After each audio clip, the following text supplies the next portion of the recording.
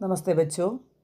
ഇന്ന് 5ാം സ്റ്റാൻഡേർഡിലെ പില്ല എന്ന കവിതയാണ് ഇന്ന് നമ്മൾ ഡിസ്കസ് ചെയ്യുന്നത്.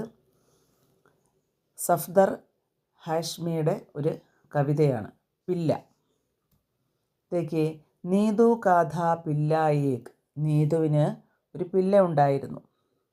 പില്ല മീൻസ് പട്ടിക്കുട്ടി, പപ്പി. ബദൻ പേ. ബദൻ പേ മീൻസ് ശരീരത്തിൽ. അവൻ്റെ ശരീരത്തിൽ, ആരുടെ? പില്ലയുടെ ശരീരത്തിൽ. രുവേം അനേക്. രുവേം മീൻസ് എന്താണ്? രോമങ്ങൾ. അനേക് ഒരുപാട്. അവൻ്റെ ശരീരത്തിൽ ഒരുപാട് രോമങ്ങളുണ്ടായിരുന്നു. ചോട്ടി ടാങ്കേം. ചോട്ടി മീൻസ് ചെറിയ, ടാങ്കേ മീൻസ് കാലുകൾ. അവന് ചെറിയ കാലുകളാണ്. ലംബി പൂച്ച്, ലെങ്തിയായിട്ടുള്ള വാലാണ്. പൂച്ച് മീൻസ് എന്താണ്? വാൽ, ടെയിൽ. ഭൂരി ഠാടി. ഭൂരി ഠാടി എന്ന് വെച്ചാൽ എന്താണ്? ഭൂരി ബ്രൗൺ നിറത്തിലെ താടി. അവൻ്റെ താടി രോമങ്ങൾ എങ്ങനെയാണ്? ബ്രൗൺ കളറാണ്. കാലി മൂച്ച്, കറുത്ത മൂച്ചാണ്. മൂച്ച് മീൻസ് എന്താണ്? മീശയാണ്. അപ്പം എന്തെല്ലാം വിശേഷങ്ങൾ ആ പില്ലയെ പറ്റിയില്ലേ? അവൻ്റെ ബദൻ ബെ ഉസ്കെ രുവേ അനേക്. അവൻ്റെ ശരീരത്തിൽ ഒരുപാട് രോമങ്ങളാണ്. ചൊട്ടി ടാങ്കയും സ്മാൾ ലെഗ്സാണ്. ലംബി പൂച്ച്, ലെങ്തിയായിട്ടുള്ള പൂച്ച്, ടെയിലാണ്, വാലാണ്. ഭൂരി ധാടി എന്ന് വെച്ചാൽ അവൻ്റെ ദാടി. ദാടി മീൻസ് എന്താണ്? താടി രോമം, അതെല്ലാം ബ്രൗൺ കളറാണ്. കാലി മൂച്ച്, മീശയാണെങ്കിലോ കറുത്ത കളറിൽ.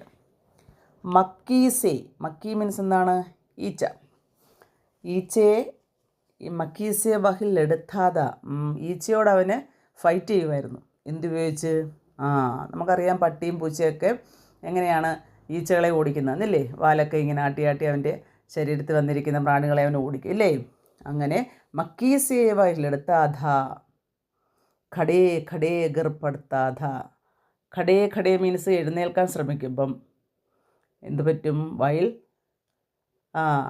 സ്റ്റാൻഡിങ് ഗിർപ്പെടുത്താധ എന്നുവെച്ചാൽ വീഴുമായിരുന്നു. എഴുന്നേൽക്കാൻ ശ്രമിക്കുമ്പോൾ വീഴുമായിരുന്നു.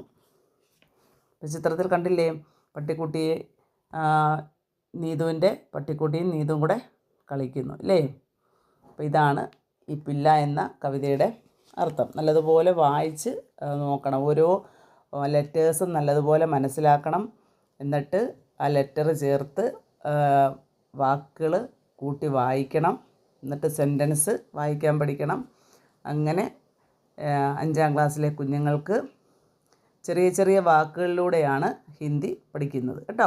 അപ്പം നല്ലതുപോലെ വായിക്കാൻ പഠിക്കണം. അപ്പം നീതുവിനെയും പില്ലയും പറ്റിയായിരുന്നു കവിത.